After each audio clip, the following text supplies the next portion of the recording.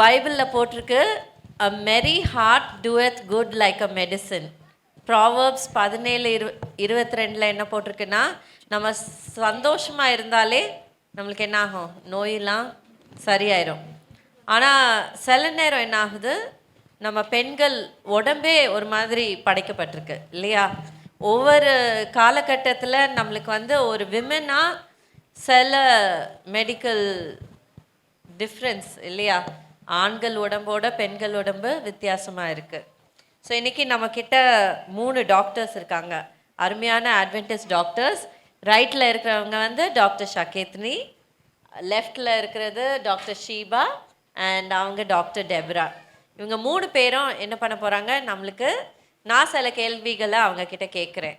So முதல்ல doctor Sheeba, இரத்த சோகை அதாவது அனீமியானா என்ன, இதுக்கு வந்து என்ன மாதிரி சிம்டம்ஸ் வரும், இதை வந்து நம்ம எப்படி தவிர்க்கலாம், என்ன முயற்சி எடுக்கலாம் அப்படின்ட்டு அவங்க எக்ஸ்பிளைன் பண்ணுவாங்க.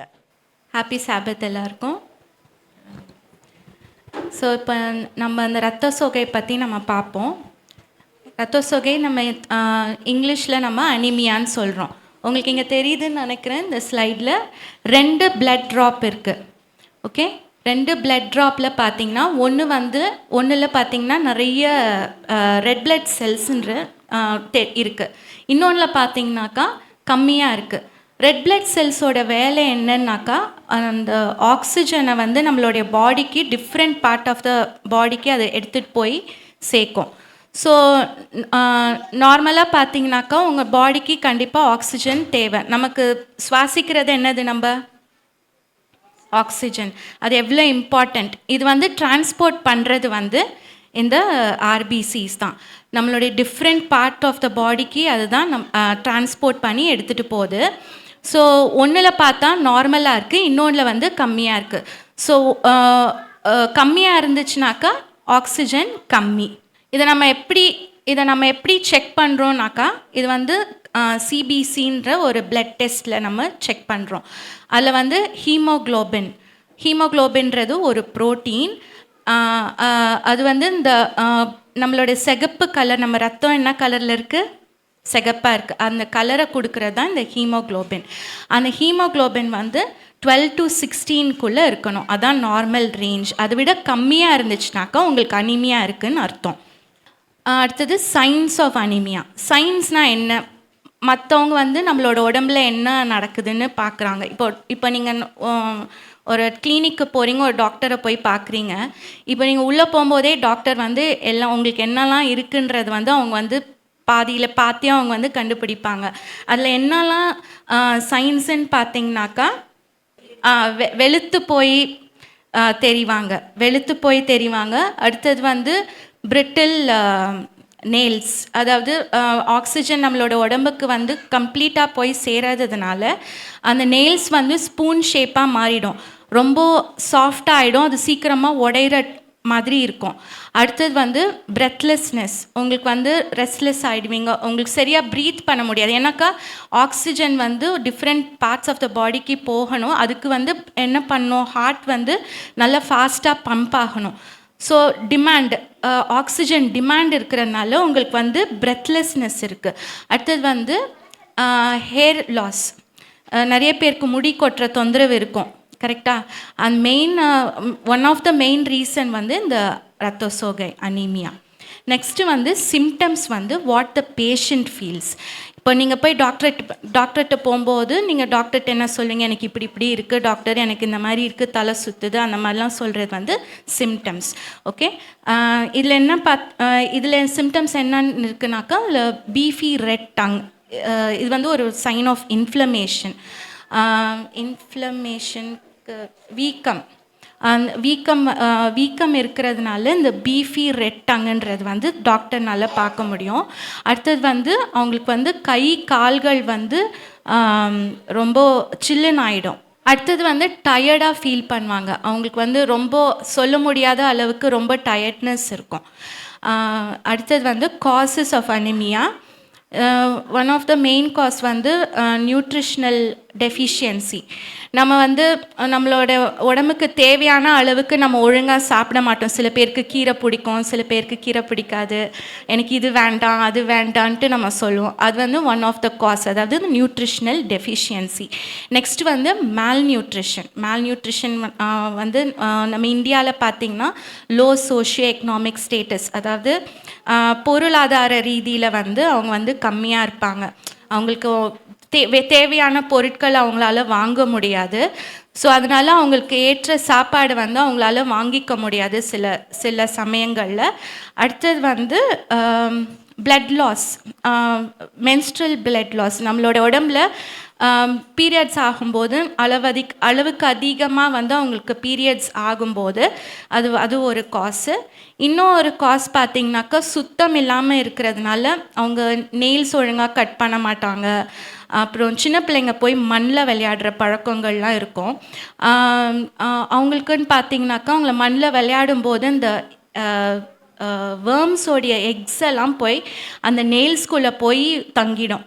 அப்போ நம்ம ஒழுங்காக நெயில்ஸை கட் பண்ணாமல் ஒழுங்காக கை கழுவாமல் சாப்பிட்றதுனால அந்த எக்ஸ் எல்லாம் நம்ம இன்ஜெஸ்ட் பண்ணி நம்மளுடைய இன்டெஸ்டைன்ஸில் வந்து ஃபுல்லாக அந்த வேர்ம்ஸ் வந்து வளர்ந்து அது வந்து நம்மளுடைய ரத்தத்தை வந்து அது குடிக்கிற அளவுக்கு அது வந்து வளர்ந்து பெருசாகி நம்ம எவ்வளோ தான் நியூட்ரிஷியஸ் ஃபுட்டாக சாப்பிட்டாலும் அது வந்து நமக்கு கேட்காது. அதுக்கு நம்ம என்ன தான் அயன் சிரப்பு குடித்தாலோ இல்லை அயன் டேப்லெட்ஸ் எடுத்தாலோ அது நமக்கு கேட்கவே கேட்காது. ஸோ அப்படி இருக்கிறதுனால நமக்கு என்ன ரீசன்னே நம்மளால் கண்டுபிடிக்க முடியாது. ஸோ இன்டெஸ்டைனல் வேர்ம் இன்ஃபெஸ்டேஷன்னு சொல்லுவாங்க மெடிக்கல் டேர்மில். ஸோ அது ஒரு காசு. ப்ரிவென்டிவ் மெஷர்ஸ் நம்ம என்னெல்லாம் பண்ணலாம்? நம்ம வந்து சத்தான ஆகாரத்தை நம்ம சாப்பிட்ணும். அது எப்படி இருக்கணும்னாக்கா நம்ம பிளேட்டில் வந்து ஒரு பேலன்ஸ்டு டயட். நம்ம எப்படி எடுக்கணும்? நம்மளுடைய பிளேட்டில் வந்து 25% கார்ப்ஸ் இருக்கணும், 25% ப்ரோட்டீன் இருக்கணும், 10% ஃபேட் இருக்கணும், 40% ஃபைபர் எதுலெல்லாம் இருக்குது? வெஜிடபிள்ஸில் இருக்குது, க்ரீன் லீஃபி கீரையில் இருக்குது, ஃப்ரூட்ஸில் இருக்குது. அந்த மாதிரி நம்மளோட பிளேட்டை வந்து இந்த மாதிரி பேலன்ஸ் டயட்டாக நம்ம வந்து எடுத்துக்கணும். அடுத்தது வந்து மென்ஸ்ட்ரல் பிளட் லாஸோடைய காரணத்தை நம்ம என்னன்னு கண்டுபிடிக்கணும். டாக்டர்கிட்ட போய் அவங்க கரெக்டான கொடுக்குற டெஸ்ட் எல்லாம் நம்ம எடுத்து அதனுடைய ரீசனை கண்டுபிடிச்சி அந்த மென்ஸ்ட்ரல் பிளட் டிஸார்டரை நம்ம வந்து என்னன்னு பார்க்கணும். அடுத்தது வந்து ஹேண்ட் வாஷிங் டெக்னிக்னால நம்ம வந்து கையை சுத்தமாக வச்சுக்கணும். எங்கே வெளில போனாலோ இல்லை நம்ம ஏதாவது எங்கே வெளில போயிட்டு வந்தாலும் இல்லை பாத்ரூம் போயிட்டு வந்தால் கூட நம்ம கை கழுவி நம்ம நீட்டாக வச்சுக்கணும் நம்ம கையை. அடுத்தது நம்மளுடைய நெயில்ஸை ட்ரிம் பண்ணி வச்சுக்கணும். அடுத்தது நம்ம வருஷத்துக்கு 2 வாட்டி நம்ம டீவர்ம் பண்ணணும். டீவர்மிங்னா என்னது? நம்ம பூச்சிக்கொல்லி மாத்திரை நம்ம சாப்பிட்றோம் இல்லையா, ஒரு வருஷத்தில் 2 வாட்டி நம்ம அது பண்ணணும், டீவர்மிங் பண்ணணும். இதெல்லாம் தான் என் டெஃபிஷியன்சி அனீமியா பற்றி. இன்னும் ஒரு பாயிண்ட்டு, இப்போ நீங்கள் டாக்டர்கிட்ட போய் அவங்க ப்ரிஸ்கிரைப் பண்ணாங்கனாக்கா அந்த டேப்லெட்ஸை வந்து நீங்கள் விட்டமின் சியோட சேர்த்து எடுத்திங்கன்னா அந்த டேப்லெட்ஸை எடுத்திங்கனாக்கா உங்களுக்கு வந்து கம்ப்ளீட்டான அந்த நன்மை உங்களுக்கு கிடைக்கும். அதாவது அப்சார்ப்ஷன் வந்து கம்ப்ளீட்டாக இருக்கும். Thank you doctor Sheeba. கேட்டுக்கிட்டிங்களா? ரொம்ப சிம்பிள் தான். சத்தான உணவு சாப்பிடணும், நகத்தெல்லாம் வெட்டணும், மற்றபடி கை கழுவணும். ஓகே, ஸோ சிம்பிளாக தான் இருக்குது, நம்ம பண்ணிடலான்னு நினைக்கிறேன். ஆனால் அவங்க ஒரு விஷயம் சொன்னாங்க. என்ன சொன்னாங்கன்னா, நம்மளுக்கு மாதம் வர அந்த மென்ஸ்ட்ரல் சைக்கிளில் ஓவராக ப்ளீடிங் ஆச்சுன்னா அது வந்து நம்மளுக்கு இந்த இரத்த சோகைக்கு ஒரு காரணமாக இருக்கலாம் அப்படின்றாங்க. ஸோ அடுத்த கேள்வி டாக்டர் டெப்ராக்கு. நம்மளுக்கு இந்த இர்ரெகுலர் சைக்கிள், அதாவது மாதம் வர்றது ரெகுலராக வராமல் இர்ரெகுலராக வர்றதுக்கு காரணம் என்ன? அது வந்து நம்ம எப்படி ப்ரிவெண்ட் பண்ணலாம்? என்ன மெடிக்கல் ஸ்டெப்ஸ் எடுக்கலாம்? டாக்டர்கிட்ட எப்போ போகணுன்ட்டு நீங்கள் கொஞ்சம் எக்ஸ்பிளைன் பண்ணுங்கள். கர்த்தருக்கு ஸ்தோத்திரம். இந்த வாய்ப்பை கொடுத்த தேவனுக்கும் சபையார் அனைவருக்கும் என் நன்றியை தெரிவித்துக் கொள்கிறேன். இன்டர்மென்ஸ்ட்ரல் ப்ளீடிங் அப்படி இல்லைன்னா இர்ரெகுலர் ப்ளீடிங் வந்து நம்ம 2 வகையாக பிரிச்சுக்கலாம்.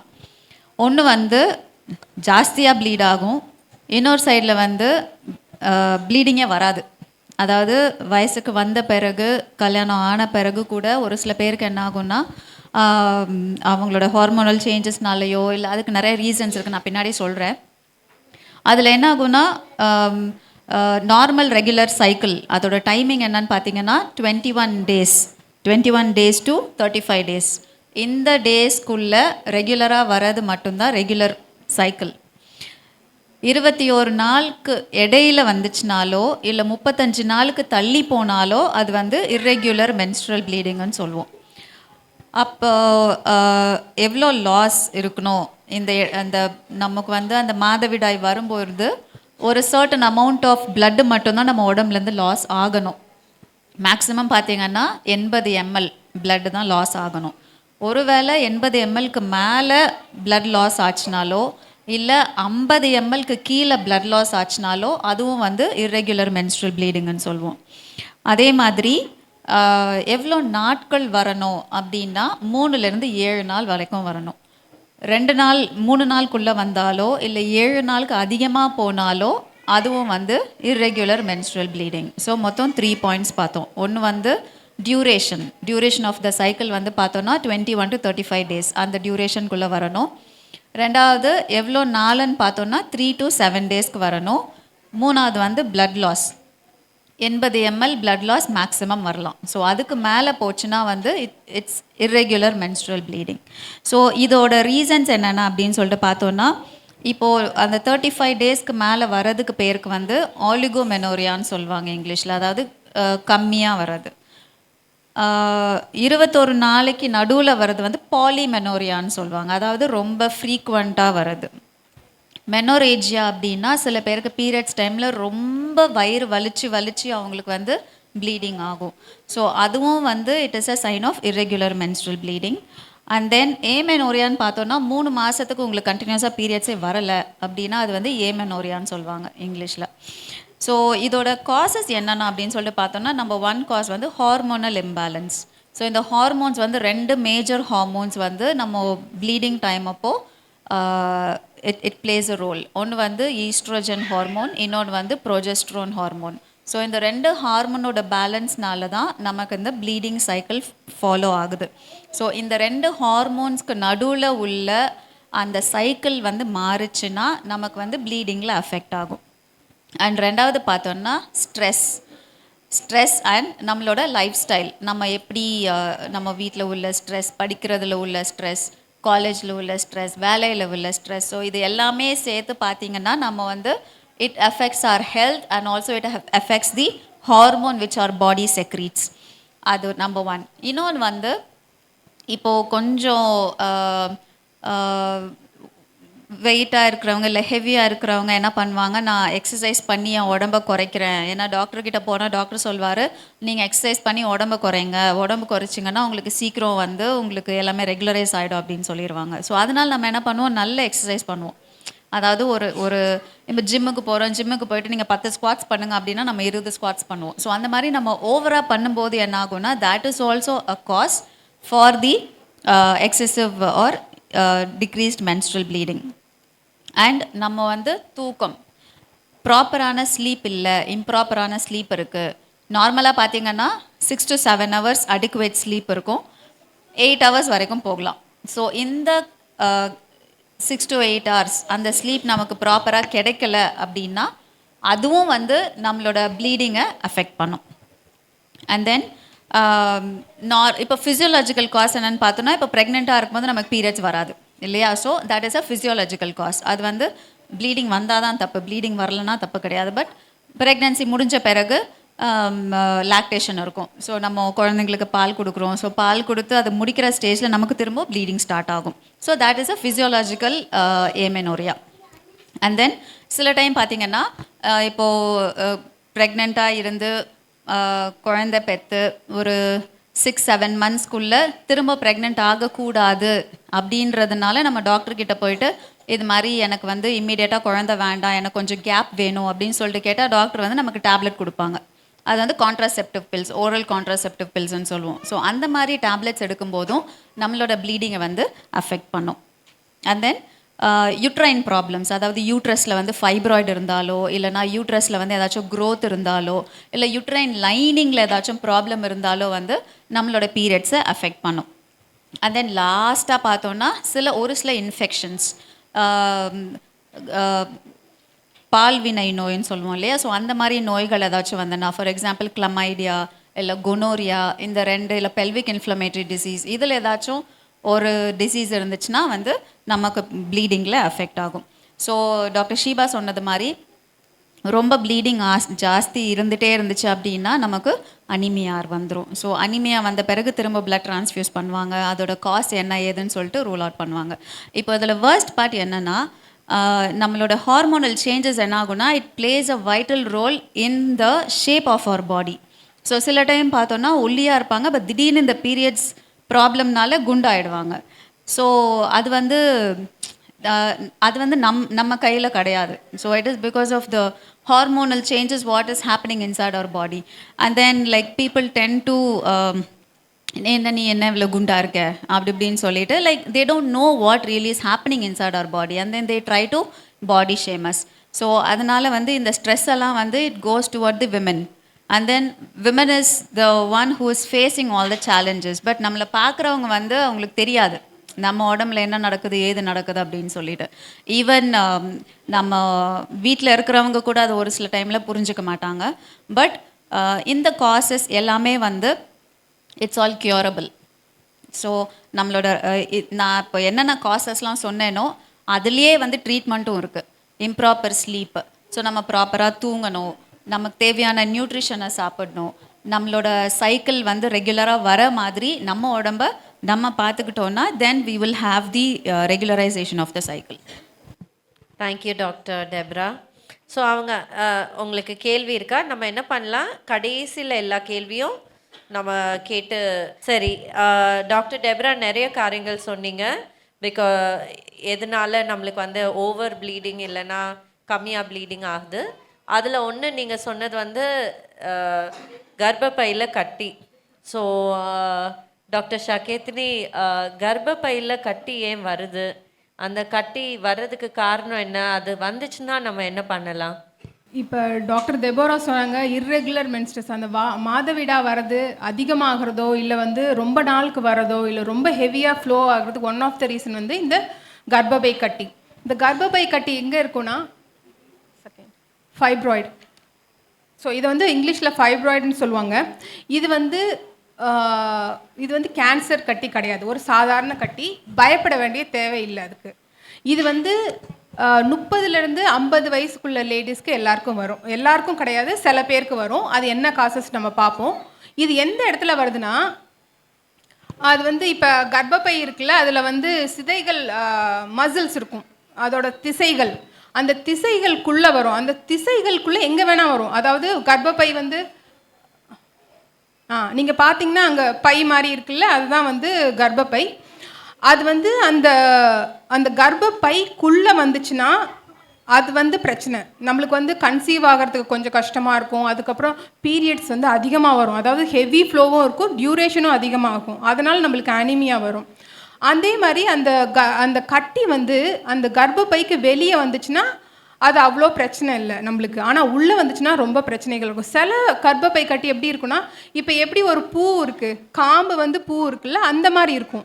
ஒரு பெடங்குலேட்டட் ட்ரங்க் சொல்லுவாங்க, அந்த மாதிரி வந்துட்டு அப்படி அந்த மாதிரி இருக்கும்போது என்ன பிரச்சனைகள் வரும்னா, அது அப்படி திருப்பிடும். எப்படி ஒரு ஸ்க்ரூவை திருப்பினா அது முறுக்கிக்குதில்ல, அந்த மாதிரி ஆகிட்டு ரொம்ப வலி வரும். ஸோ இந்த பிரச்சனை மோஸ்ட்லி இந்த கர்ப்பப்பை கட்டி வந்து பிரச்சனைகள் கொடுக்காது. அப்படி கொடுத்துச்சுன்னா நம்ம அதுக்கு என்ன பண்ணலான்னு பார்ப்போம். ஸோ இதோட காசஸ் என்ன, இது எதனால் வருது?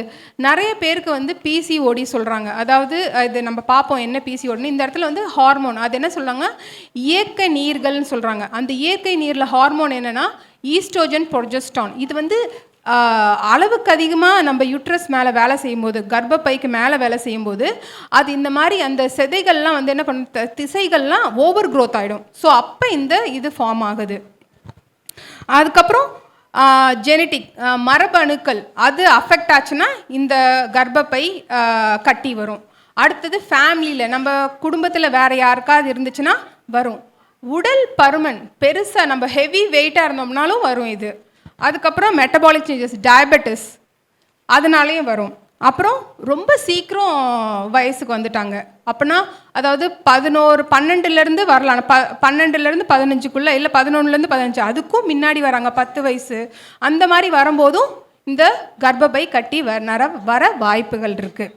ஸோ இந்த பிக்சர் பார்த்துக்கோங்க. மோஸ்ட்லி இதோட அந்த கட்டினால் நம்மளுக்கு எந்த பிரச்சனையும் கிடையாது. ஆனால் இந்த கட்டிகள் பிரச்சனை கொடுக்கும்போது நம்ம இதை சர்ஜரி பண்ண வேண்டியது அவசியமாக இருக்குது. அதே மாதிரி இது என்ன சொன்னோன்னா 30 to 50 இயர்ஸ், 30லேருந்து 50 வயசுக்குள்ளே தான் இது வரும். அதுக்கப்புறம் நம்மளுக்கு வந்து தீட்டு நின்று போயிடும், மெனோபாஸ் சொல்லுவாங்க. மெனோபாஸ் முடிஞ்சிச்சுன்னா அந்த ஈஸ்ட்ரோஜன் ப்ரொஜெஸ்ட்ரான்லாம் என்ன ஆகிடும், கம்மி ஆகிடும். ஸோ அது தானாகவே போயிடும்.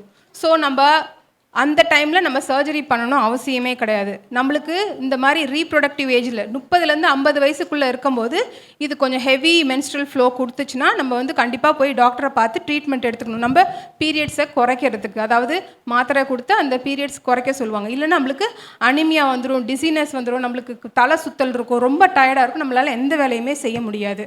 அடுத்த ஒரு விஷயம்னா அந்த டார்ஷன். அது எப்போ அந்த பெடங்குலேட்டர் அந்த பூ மாதிரி இருக்க சொன்னல, அது ரொம்ப திருப்பி நம்மளுக்கு வயிறு வலி அவ்வளோ ஜாஸ்தியாக இருக்கும். அந்த டைமில் அதை ரிமூவ் பண்ண வேண்டியது வரும். 50 வயசுக்கு மேலே இருந்துச்சுன்னா மெனோபாஸ்க்கு அப்புறம் இது தானாக சரியாக போய்டும். நம்ம அதனால் அதை எதுவுமே நம்ம பண்ண தேவையில்ல. இப்போ எந்தெந்த டைமில், இப்போ நீங்கள் தான் சொல்லணும் எந்தெந்த டைமில் போய் நம்ம பார்க்கலாம் ஃபைப்ராய்டு இருக்குது. இது வந்து நம்ம டயக்னோசிஸ் பண்ண வேண்டியது வந்து ஒரு ஆக்சிடென்டலாக தான் இருக்கும். நம்ம ஏன்னா போயிட்டு ஒரு ஹெவி பீரியட்ஸாக இருக்கும்போது போய் பார்க்குறோம், இல்லை ஏதாவது வயிறு வலி ரொம்ப அதிகமாக இருக்கும்போது பார்க்குறோம். மோஸ்ட் ஆஃப் த டைம் இது எப்போ கண்டுபிடிப்பாங்கன்னா ப்ரெக்னெண்ட்டாக இருக்கும்போது. ப்ரெக்னெண்ட்டை சில பேர் ஃபைப்ராய்டு இருக்கும்போதே ப்ரெக்னன்சி ஃபார்ம் ஆகிடும். அந்த டைமில் என்ன ஆகிடும்னா ஆக்சிடென்டல் ஃபைண்டிங் தான். ஸ்கேன் பண்ணி மாதம் பார்ப்பாங்கள்ல, அதில் ஃபஸ்ட்டு ஸ்கேனில் தெரிய வரும். ஸோ அந்த பொசிஷனை பொறுத்து இருக்குது நம்ம ப்ரெக்னன்சி கண்டினியூ ஆகிறதும் இல்லையும்.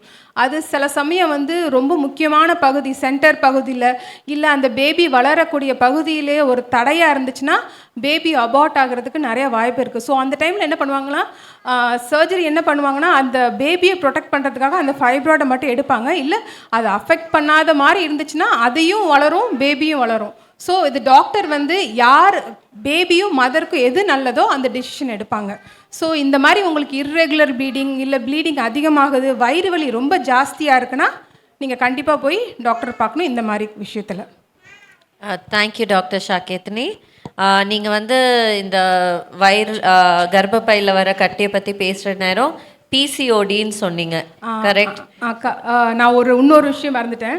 இந்த கர்ப்பப்பை கட்டி இருக்கும்போது அது பெருசாக வளர்ந்துக்கிட்டே இருந்தாலும் நம்ம கவனிக்கணும். சில பேருக்கு அப்படியே இருக்கும், அப்போ கவலைப்பட வேண்டிய விஷயம் கிடையாது.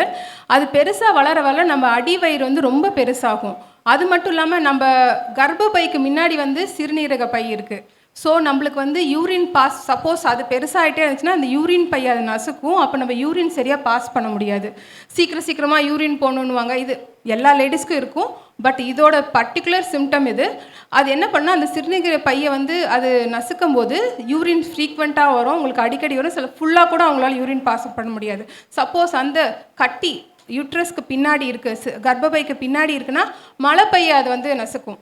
அந்த மாதிரி நசுக்கும் போது கான்ஸ்டிபேஷன் வரும். ஸோ இதெல்லாம் இதோட symptoms. PCOD, polycystic ovarian disease, இது ஏன் வருது?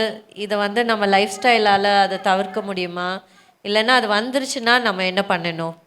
கொஞ்சம் எக்ஸ்பிளைன் பண்ணுங்கள் டாக்டர் ஷீபா. தேங்க்யூ அக்கா. PCOD, polycystic ovarian disease. இன்னொன்று இருக்குது பிசிஓஎஸ், பாலிசிஸ்டிக் ஓவேரியன் சிண்ட்ரோம். 2 இருக்குது. ஏன்னா நிறைய பேர் வந்து என்கிட்ட கேட்டிருக்காங்க பிசிஓடினா என்னது, பிசிஓஎஸ்னா என்னது. பிசிஓடின்றது வந்து ஈஸியாக வந்து உங்களை க்யூர் பண்ணிடலாம். க்யூர்னாக்கா நான் சொல்கிறேன், அது ஈஸியாக க்யூரபிள். பிசிஓஎஸ் வந்து சிண்ட்ரோம், அதாவது நிறைய கண்டிஷன்ஸ், ஒரு 3-4 கண்டிஷன்ஸ் டுகெதராக அது இருக்கிறதுனாலும் உங்களுக்கு ஈஸியாக வந்து ட்ரீட் பண்ணுறது கொஞ்சம் கஷ்டம். அதுதான் இதுக்கு 2க்குமே டிஃப்ரென்ஸு. இது மெயினாக வந்து ஹார்மோனல் டிஸார்டர் இன் விமன். ஹார்மோன்ஸுன்னாக்கா நான் சொல்கிறேன் உங்களுக்கு. ஆக்சுவலி பிசிஓடி வந்து சிஸ்ட்டு கிடையாது, பாலிசிஸ்டிக் ஓவேரியன் டிசீஸ்னு சொல்கிறாங்க. இப்போ நீங்கள் டாக்டர்கிட்ட போய் டாக்டர் எனக்கு வந்து செனப்பையில் வந்து எனக்கு கட்டிகள் இருக்குது, சிஸ்ட் இருக்குது டாக்டர் அப்படின்னு சொல்லுவாங்க. பட் அது ஆக்சுவலி அது சிஸ்ட்டு கிடையாது. அது ஆக்சுவலி ஒரு தப்பான வார்த்தை, ஒரு மிஸ்னோமர். அது என்னன்னாக்கா ஃபஸ்ட்டு நம்ம வந்து நம்மளோட உடம்புல என்ன நடக்குதுன்றதை நம்ம வந்து புரிஞ்சிக்கணும். இப்போ மாதம் மாதம் வந்து உங்களுடைய மாதவிடாய் ஆகும்போது அந்த கருப்பையில் இருக்கிற அந்த கருமுட்டைகள் வந்து வளரணும், மெச்சூர் ஆகணும். மெச்சூர் ஆகாமல் அது அப்படியே தங்கிடுது. மெச்சூர் ஆகாமல் அது அப்படியே தங்கிடும். அப்புறம் மெச்சூர் ஆகி அது ஒவ்யூலேட் ஆகும், வெடிக்கணும். வெடித்து அது வந்து எக்ஸ் வந்து வெளியில் வரணும். எக்கு வெளியில் வந்து அந்த ஃபெலோப்பியன் டியூப்ன்ற அந்த ஃபெலோப்பியன் டியூப்குள்ளே போய் ஸ்பெர்ம் கூட சேர்ந்துச்சுன்னா அது ஒரு எம்ப்ரியோவாக ஃபார்ம் ஆகி யூட்ரஸில் வந்து இம்ப்ளான்ட் ஆகும். இதுதான் நேச்சுரலாக நடக்கிறது. பட் ஆனால் இங்கே பிசிஓஎஸில் வந்து அந்த மெச்சூரேஷன் இருக்காது. ஸோ மெச்சூரேஷன் இல்லாததுனால அதில் பார்த்தீங்கன்னாக்கா, இந்த ஸ்கேனில் பார்த்தீங்கன்னாக்கா இல்லை நிறைய பெருசு சின்னது அப்படின்ட்டு நிறைய சிஸ் மாதிரி உங்களுக்கு தெரியும். பட் அது வந்து அதுதான் நார்மல். பட் இந்த சைடில் பார்த்தீங்கன்னாக்கா ஒரு நெக்லஸ் ஷேப்பில் இருக்கும் உங்களுக்கு. அதெல்லாம் மெச்சூர் ஆகாத எக்ஸ். ஸோ பாலிசிஸ்டிக் ஓவரீஸ்னாக்கா மெச்சூர் ஆகாத எக்ஸ் தான் polycystic ovaries. Okay, so next slide please. என்னுடைய சிம்டம்ஸ் என்னன்னு பார்த்தீங்கன்னா மிஸ்ட் பீரியட்ஸ் இருக்கும், பீரியட்ஸ் வராது. அடுத்தது வந்து தாடையிலலாம் சில பெண்களுக்கு வந்து தாடி மாதிரி ரொம்ப திக்கான முடி வளரும். சில பேர் வந்து த்ரெட்டிங் பண்ணி அதை ரிமூவ் பண்ணுவாங்க, சில பேர் ஷேவ் பண்ணுவாங்க, சிலர் வேக்சிங் பண்ணுவாங்க. அது என்ன தான் பண்ணாலும் அது வந்து போகாது. அதெல்லாம் ஹார்மோனல் இம்பேலன்ஸ்னால. அது பேர் ஹெர்ஷூட்டிசம்னு சொல்லுவாங்க. அடுத்தது வந்து கழுத்து பக்கத்தில் வந்து உங்களுக்கு ஒரு திக் லெதரி பிளாக்காக ஒரு பிக்மெண்ட் மாதிரியும் உங்களுக்கு இருக்கும்.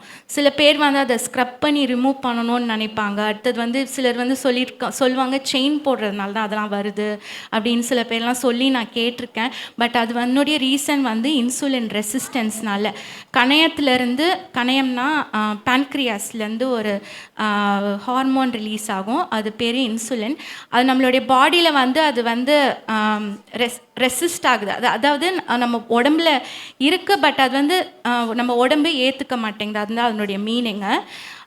அடுத்தது ஆக்னி, பிம்பிள்ஸ். நம்ம தாடை பகுதியில் ஃபுல்லாக பிம்பிள்ஸ் வரதை பார்ப்போம். அடுத்தது வந்து வெயிட் கெயின், ரொம்ப வெயிட் கெயின், சட்டுன்னு வெயிட் போடுவாங்க. அடுத்தது வந்து கன்சீவ் ஆகிறதுக்கு ரொம்ப கஷ்டப்படுவாங்க. இதெல்லாம் தான் சிம்டம்ஸு.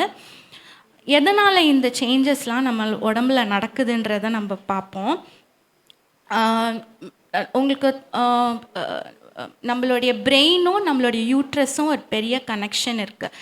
அதில் நான் ஒரு வேர்ட் சொல்கிறேன், ஹைப்போதலாமோ பிட்யூட்ரி ஒவேரியன் ஆக்சிஸ்ன்னு சொல்லுவாங்க. இந்த வேர்டை பார்த்தோன்னே நீங்கள் பயந்துராதீங்க, நான் அது என்னன்னு சொல்கிறேன். பிட்யூட்ரின்றது வந்து நம்மளுடைய பிரெயினில் இருக்க ஒரு சின்ன பீ சைஸ்டு ஒரு சின்ன ஆர்கன். அந்த ஆர்கன்லேருந்து தான் அத்தனை ஹார்மோன்ஸும் இயக்க நீர்கள் நம்மளுடைய உடம்புல வந்து சுரக்குது.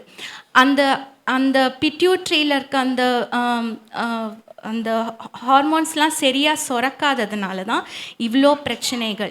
இதனால் எதனால் இந்த ரீசன்னு பார்த்தோன்னாக்கா நிறைய ரீசன்ஸ் இருக்குது. One of the main reasons வந்து நம்ம எப்பொழுதுமே வந்து ஸ்ட்ரெஸ்டாக இருப்போம். மெயினாக டாக்டர் டெபி சொன்ன மாதிரி ஸ்ட்ரெஸ்ஃபுல்லான சுச்சுவேஷன். இது வந்து ஒரு நாள் 2 நாள் ஸ்ட்ரெஸ் கிடையாது, க்ரானிக் ஸ்ட்ரெஸ். அதாவது மாத கணக்கான உள்ள ஸ்ட்ரெஸ்னால் ரொம்ப சில சமயம் நம்ம எப்போவுமே அங்ஸைட்டியாக இருப்போம். எப்போவுமே ஐயோ இது பண்ணோம் அது பண்ணோம். அப்புறம் கோவப்படுவோம், ரொம்ப எதுக்கு எடுத்தாலும் எரிச்சல் வரும் நமக்கு. அப்புறம் பயப்படுற சூழ்நிலைகள் நிறைய இருக்கும். அந்த மாதிரி ஒரு க்ரானிக்கான ஸ்ட்ரெஸ்ஃபுல்லான ஒரு லைஃப் ஸ்டைலில் நீங்கள் இருந்தீங்கனாக்கா இவ்வளோ பிரச்சனைகள் வரத்துக்கு நமக்கு சான்சஸ் இருக்குது. அதர் காசஸ்ன்னு பார்த்தீங்கன்னாக்கா நைட்டு ஃபுல்லாக தூங்காமல் சிலர் நைட் டியூட்டி பண்ணுறாங்க. சில நைட் டியூட்டி பண்ணிவிட்டு காலையில் வந்து நான் காலையில் தூங்குறேன் அப்படின்றது தப்பு. அது ரொம்ப ரொம்ப தப்பான ஒரு விஷயம். நம்ம காலையில் 7 மணி நேரம் தூங்குறது வந்து நம்மளோட உடம்புக்கு ரொம்பவே கெடுதி. நம்ம நைட்டில் தூங்கும்போது 10 o'clockலேருந்து 3 o'clock வரைக்கும் ஒரு ஹார்மோன் ஒன்று செக்ரீட் ஆகுது. நிறைய ஹார்மோன் செக்ரீட் ஆகுது. மெலட்டோனின்ற ஒரு ஹார்மோன். மெலட்டோனின்றது வந்து ஸ்லீப் ஹார்மோன். அந்த ஸ்லீப் ஹார்மோன் வந்து அது நமக்கு ஒழுங்காக கிடைக்கலன்னா அதுவே நம்மளுடைய உடம்புல ஒரு பெரிய ஸ்ட்ரெஸ்ஸு. இந்த ஃபோன் பார்த்துட்டு ரொம்ப நைட்லாம் ரொம்ப தூங்காமலாம் நிறைய பேர் நான் பார்த்துருக்கேன். அது வந்து உங்களோட மெலோட்டனின் அந்த ஸ்க்ரீன் அந்த லைட் வந்து உங்களோட மெலட்டோனினை வந்து கம்ப்ளீட்டாக பாதிக்கும். ஸோ அது வந்து ரொம்ப ஸ்ட்ரெஸ்ஃபுல்லான ஒரு விஷயம். அடுத்தது வந்து இப்போ உள்ள காலகட்டத்தில் பொம்பளை பிள்ளைங்கள ஆம்பளை பசங்க எல்லாருமே சொல்கிறோம், இப்போது ஹாப்பியாக இருந்தாங்கன்னா வாங்க போய் வெளில போய் சாப்பிட்லாம், சேடாக இருந்தாலும் வாங்க ஒரு பக்கெட்டில் ஒரு ஐஸ்கிரீம் பக்கெட் எடுத்து உட்காந்து ஐயோ அப்படின்ட்டு உட்காந்து நம்ம சாப்பிடுவோம்.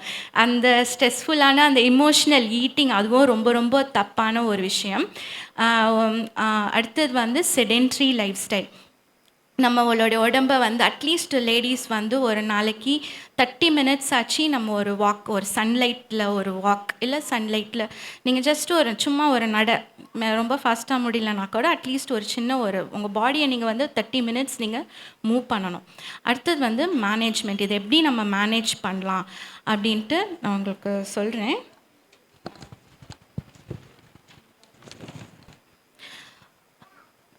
Life style changes. இப்போது கல்யாணம் ஆகாத பெண்களுக்குன்னு பார்த்தீங்கன்னாக்கா லைஃப் ஸ்டைல் சேஞ்சஸ்லேயே வந்து இது வந்து நம்மளால் சரி பண்ண முடியும்.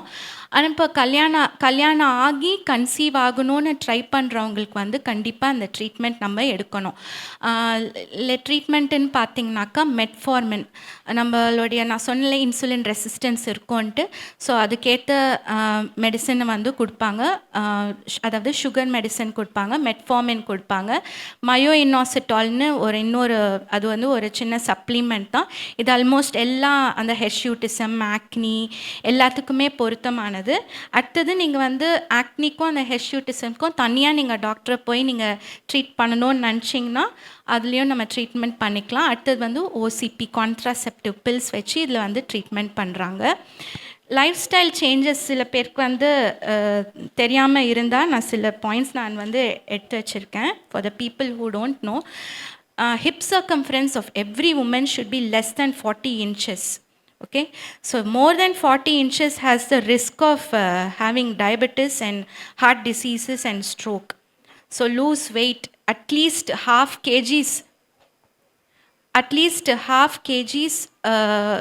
Your body will actually thank you. Have an undisturbed sleep within a dark environment for 6 to 7 hours. Then eat a clean and healthy home-cooked simple meals with zero sugar and less oil rather than eating outside. Include seeds and nuts like flaxseed, pumpkin seeds, sunflower seeds, walnuts, almonds for a good hormonal health. Move your body every day at least for 30 minutes. Then include some easy home exercises like easyana home exercise, bridge pose பண்ணலாம், butterfly poses, cat cow poses to relieve stress. அடுத்தது வந்து உங்களுடைய lipid profile, thyroid profile, எப்போதுமே blood sugar levels எல்லாத்தையுமே நீங்கள் வந்து செக்கில் வச்சுக்கணும். That's all. Thank you doctor Sheeba. மெயினாக என்ன நிறைய நட்ஸை சாப்பிடுங்கன்னு சொல்லியிருக்காங்க. அதுக்கப்புறம் தூங்குங்க, நல்லா தூங்குங்க, நல்லா எக்ஸசைஸ் பண்ணுங்கள், நல்லா இருப்பீங்க. அப்புறம் இப்போ டாக்டர் டெப்ரா உங்ககிட்ட நான் வந்து இந்த வேர்டே கேள்விப்பட்டதில்லை. ஆக்சுவலாக நான் வந்து ஒரு 45 வயசில் தான் முதல்லையாக இந்த வேர்டே கேள்விப்பட்டேன். பெரிமெனோபாஸ்ன்ட்டு ஒன்று இருக்குன்ட்டு எனக்கு தெரியாது. ஸோ இந்த பெரிமெனோபாஸ் இது என்ன, இது வந்து எந்த ஃபேஸில் நம்மளுக்கு வருது, இதை எப்படி மேனேஜ் பண்ணுறது நம்ம?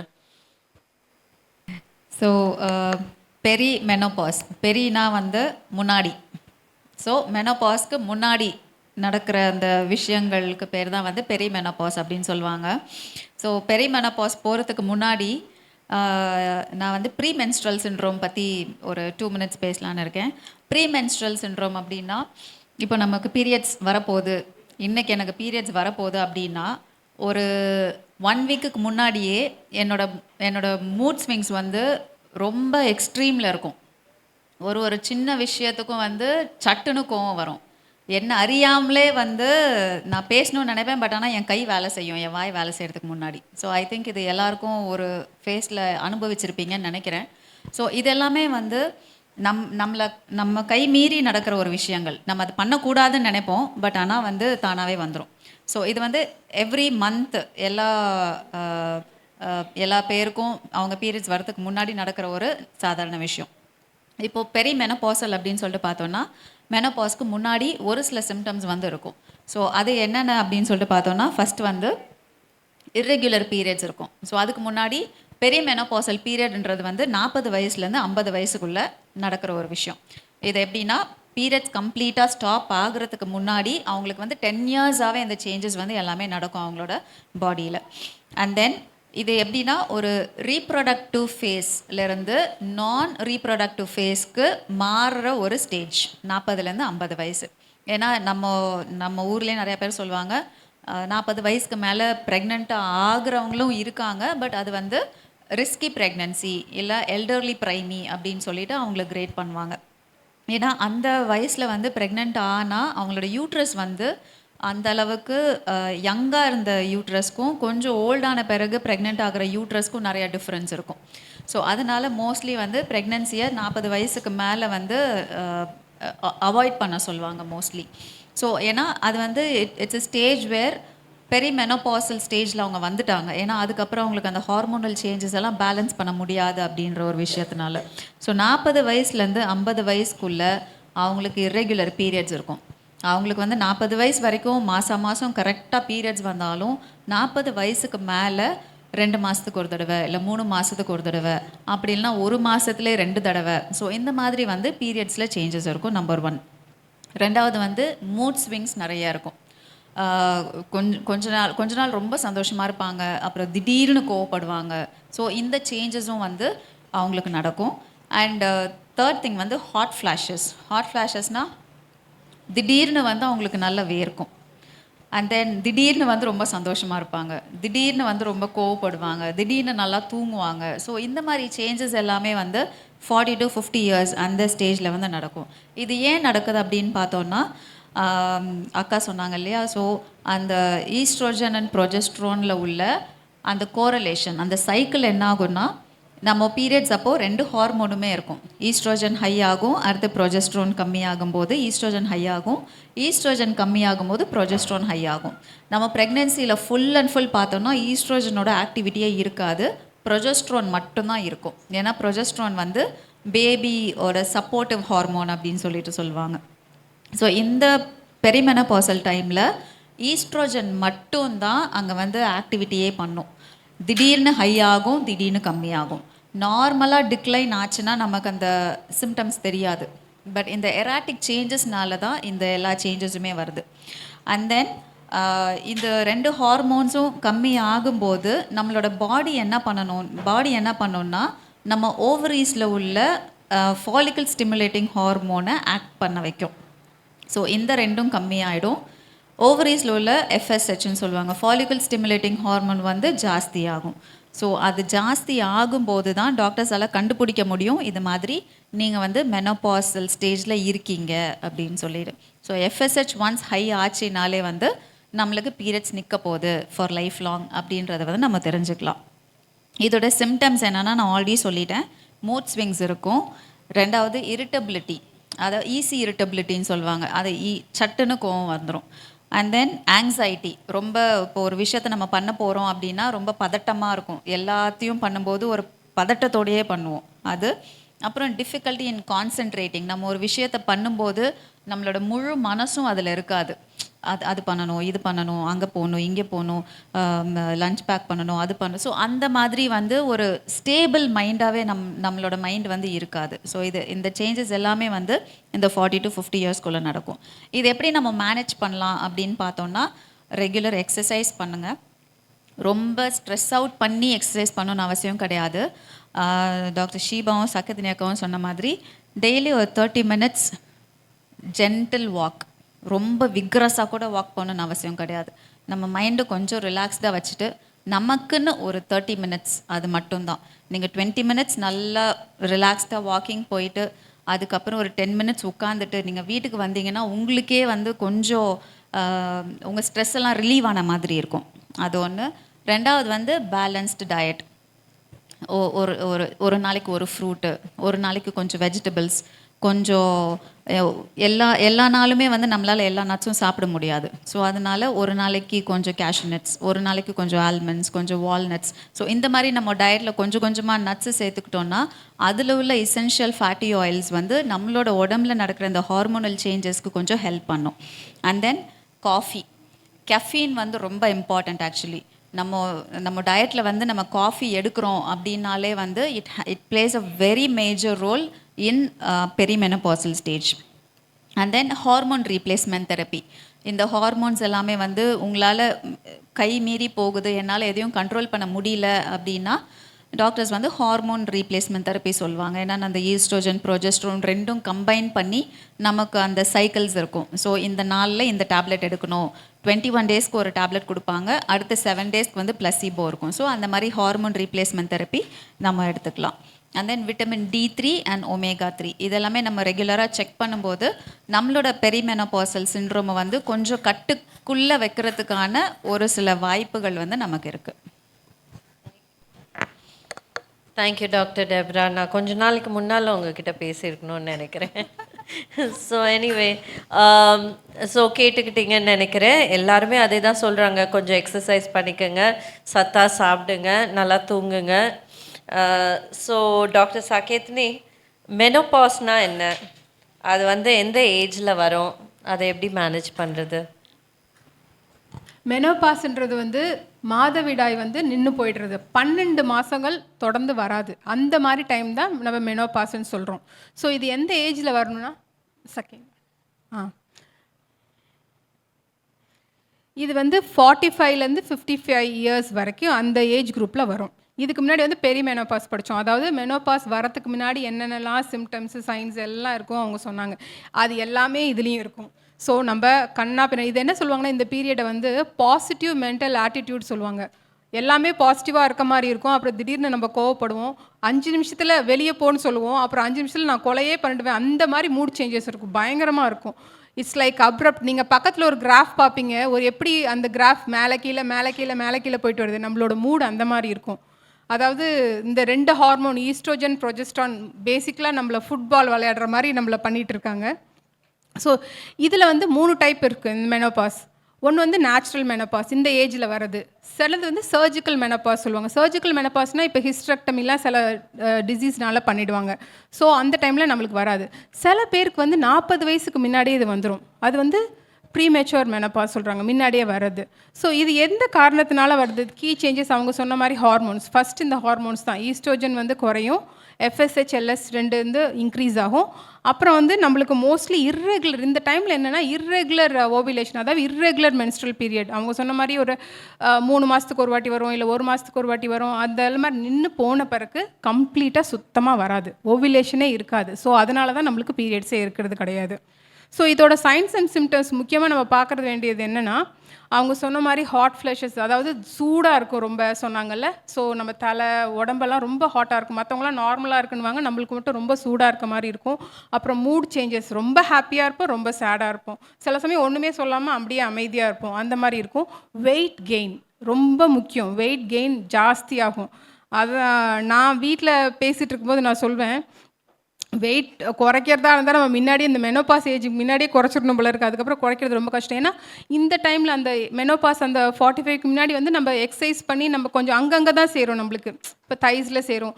ஆனால் வந்து இந்த மெனோபாஸ்க்கு அப்புறம் பார்த்திங்கன்னா இந்த டைமில் எல்லா இடத்துலையும் நம்மளுக்கு சேரும், வயிறில்.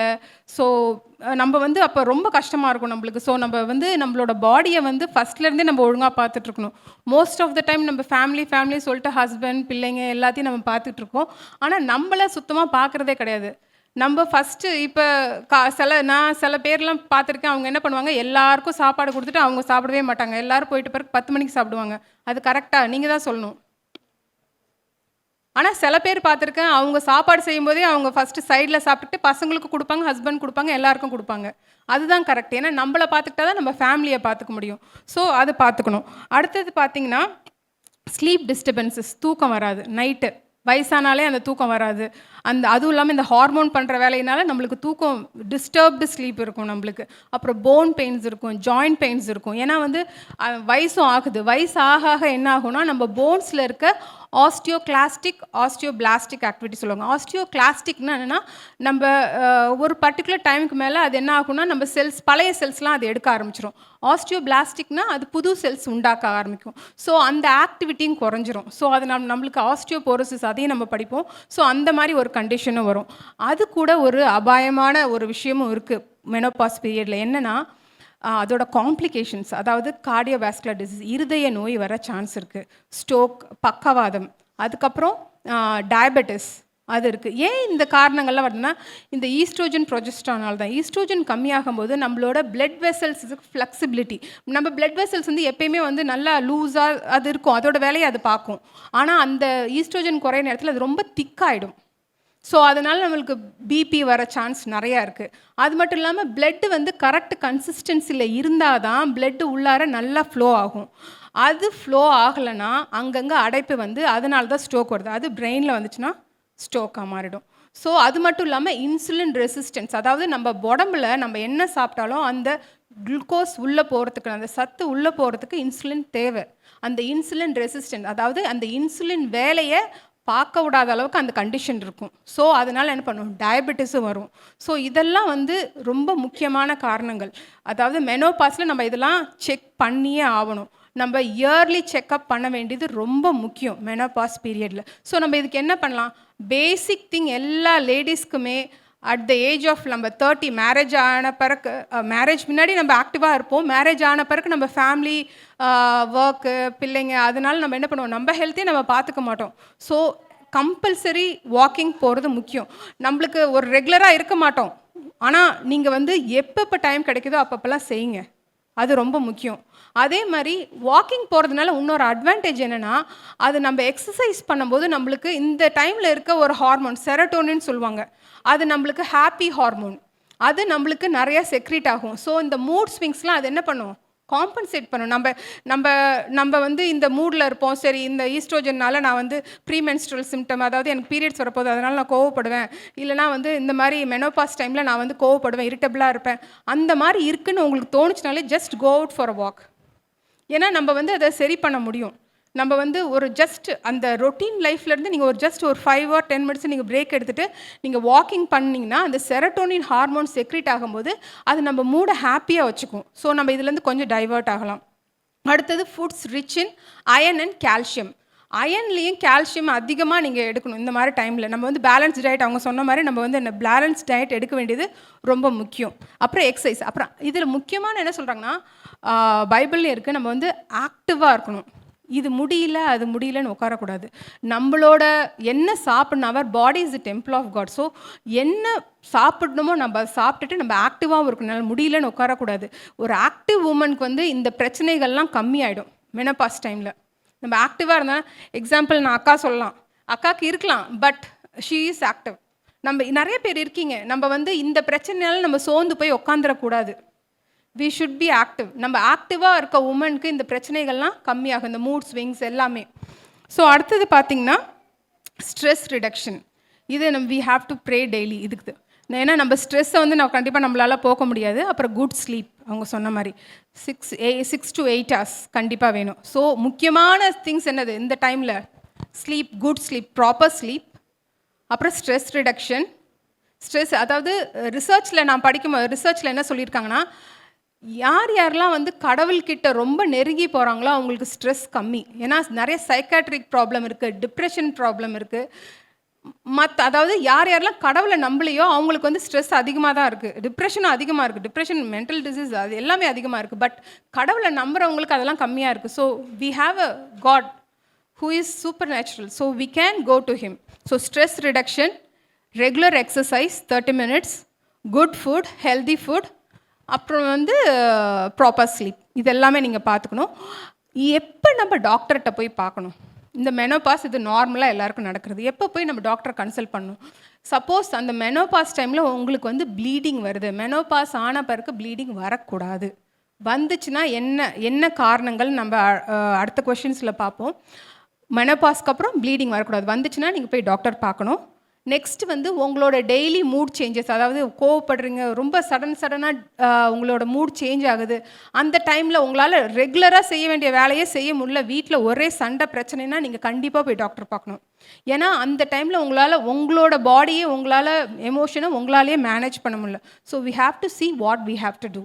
ஸோ இது ஒன்று.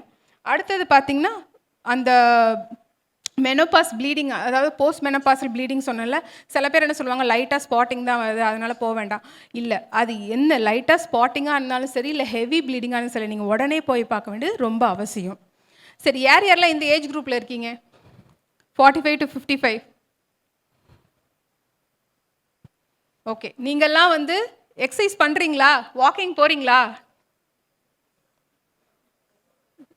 அந்த ஏஜில் இருக்கவங்க பாதி பேர் தான் கை தூக்குறீங்கன்னு நினைக்கிறேன். சரி, இது வரைக்கும் பண்ணலனாலும் பரவாயில்ல, நீங்கள் பண்ணுங்கள். நாங்கள் இந்த மாதிரி அவேர்னஸ் கொண்டு வரதே அதுக்காக தான்.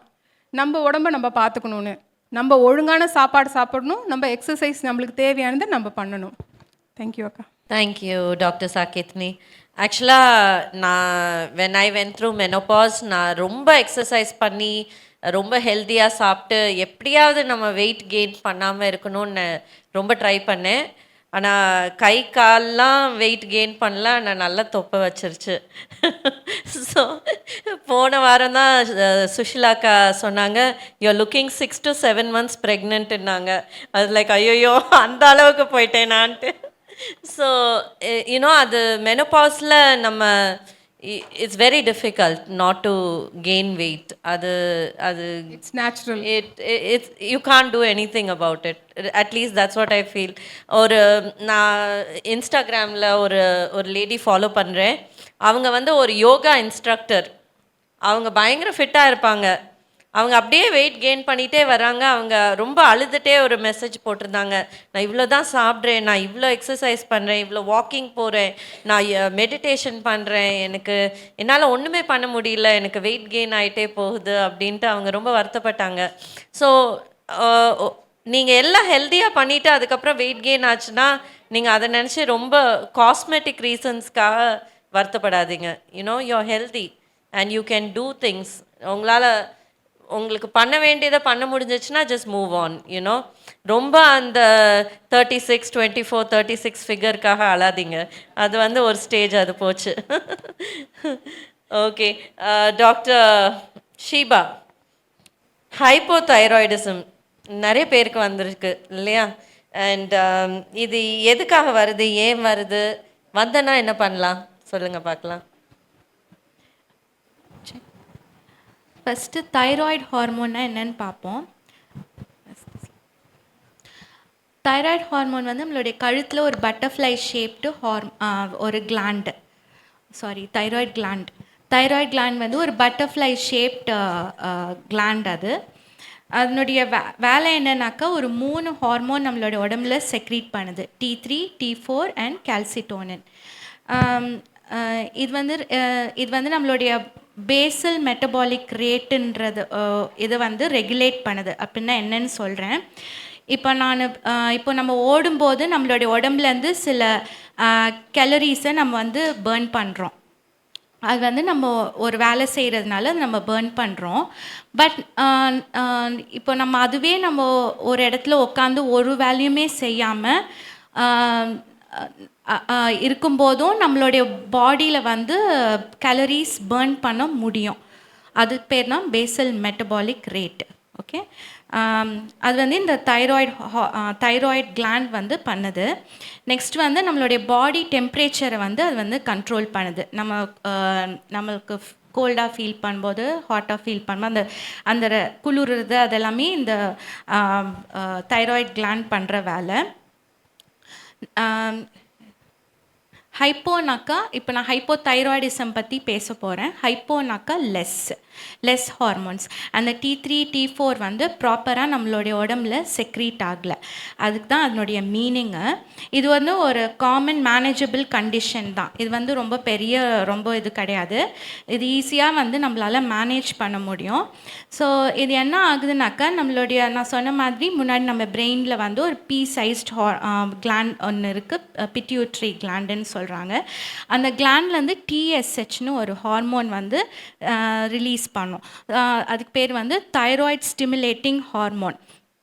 அப்போ அந்த தைராய்டு ஸ்டிமுலேட்டிங், அதாவது நான் சொன்னல இந்த T3, T4 வந்து கம்மியாக இருக்கிறதுனால அந்த தைராய்டு ஸ்டிமுலேட்டிங் ஹார்மோன் வந்து ரிலீஸ் ஆகுது.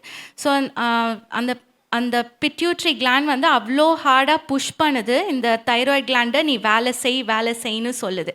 ஸோ அதுதான் நான் இப்போ நான் உங்களுக்கு புரியலன்னா இதுக்கு மேலே எனக்கு எப்படி ஈஸியாக சொல்கிறதுன்னு தெரில. ஸோ லெஸ் ஹார்மோன்ஸ் தான் hypothyroidism.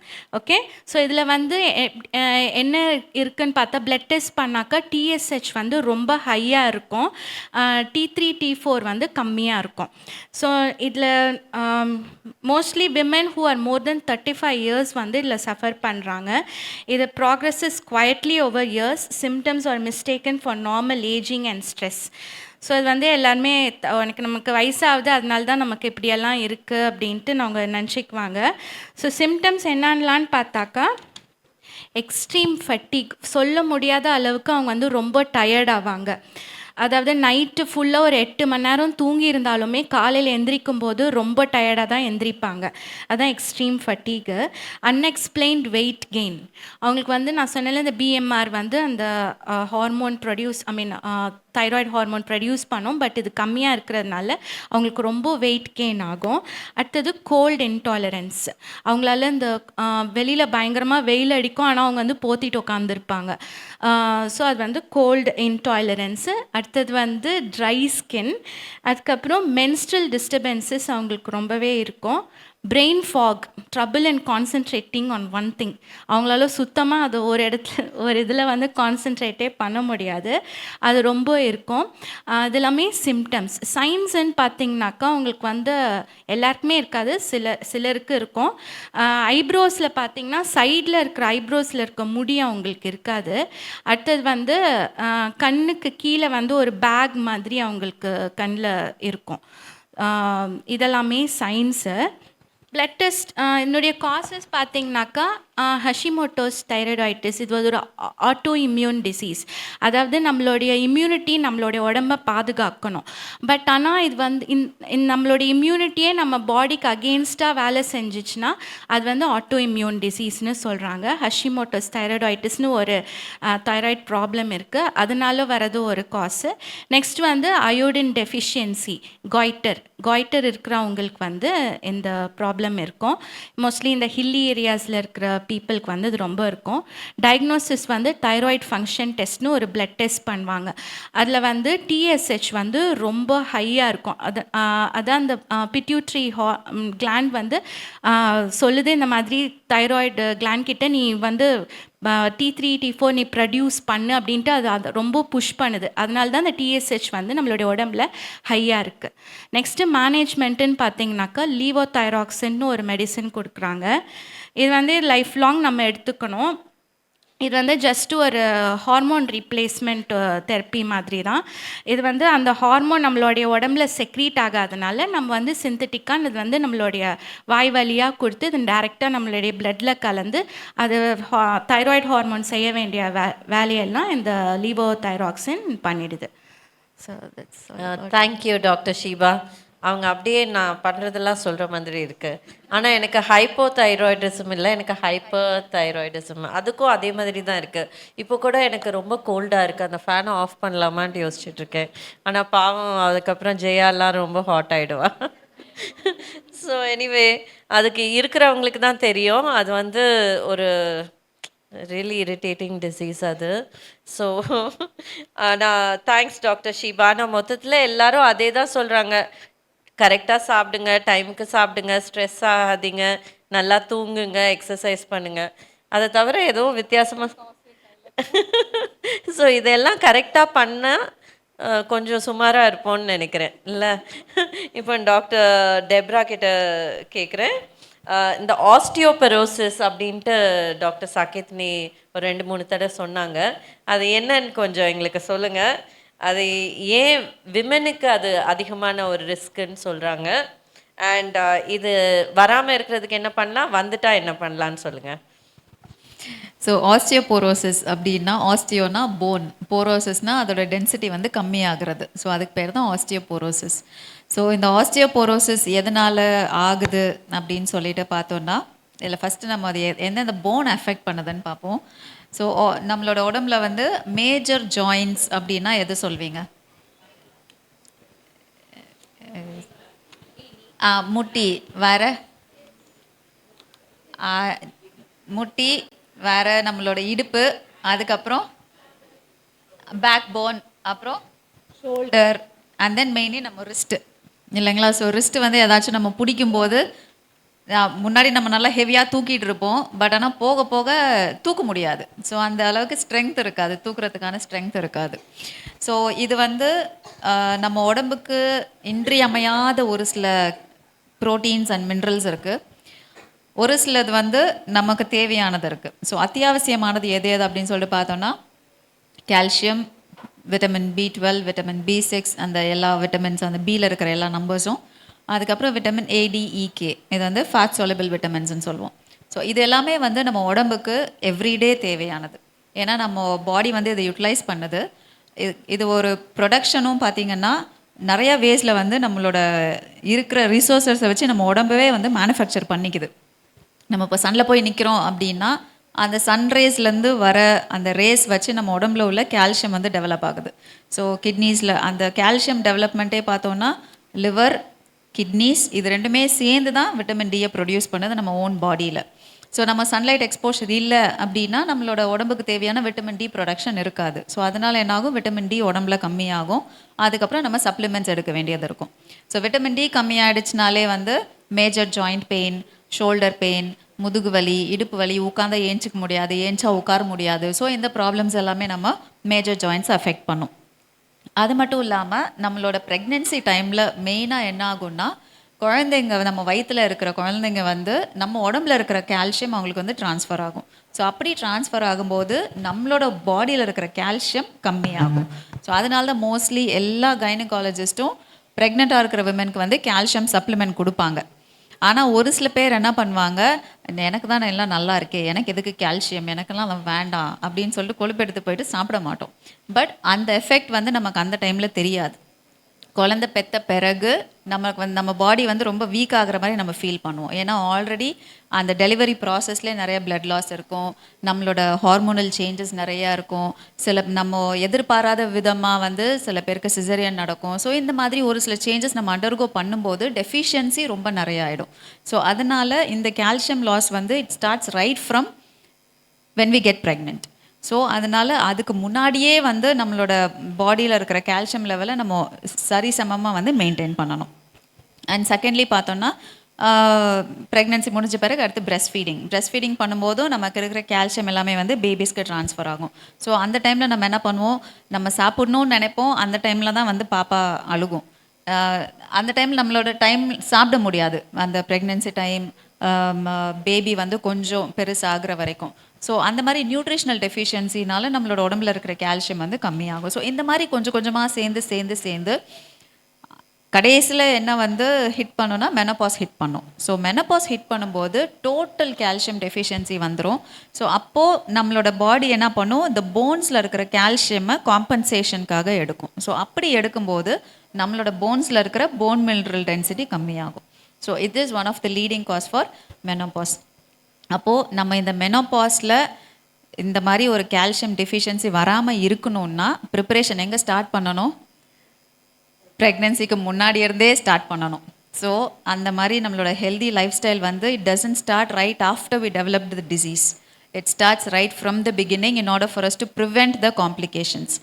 And then risk factors என்னென்ன அப்படின்னு பார்த்தோன்னா ஃபேமிலி ஹிஸ்ட்ரி. ஸோ இந்த ஃபேமிலி நம்ம எங்கள் அம்மாவுக்கு ஆஸ்டியோபோரோசிஸ் இருந்துச்சு அப்படின்னா 50% ஆஃப் த சான்ஸ் எனக்கு வரதுக்கு சான்ஸ் இருக்குது, provided if I don't maintain a proper health.